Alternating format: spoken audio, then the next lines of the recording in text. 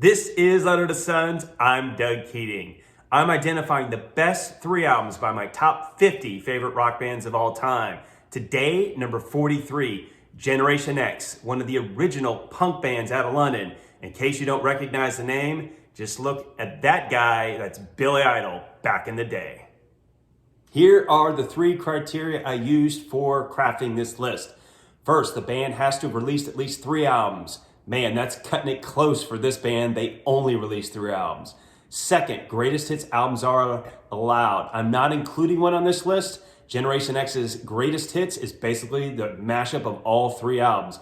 And third, no live albums allowed. Not a problem for this band. Gotta be honest, most of their live records are not very good. Probably a little too much drinking and drugs before they would go on stage. The third best album by the band Generation X is their third release, Kiss Me Deadly. It kicks off with Dancing With Myself. Yep, it was a Gen X song before it was a Billy Idol song. The first half of this album is great. The second half is crap. Yeah, you can tell they just ran out of music and just pushed this out with a lot of filler on it.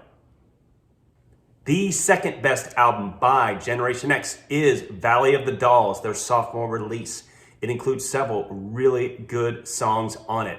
I will admit this album musically is heavy. We're talking thrashing guitars, guerrilla drumming. Some people don't care for it. I like it and think this album is worth a listen. The best album by Generation X is definitely their debut album.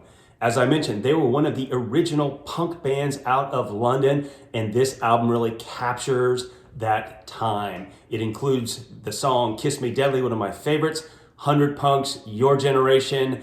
It definitely has a lot of the punk energy you would expect and is considered a landmark release when it dropped.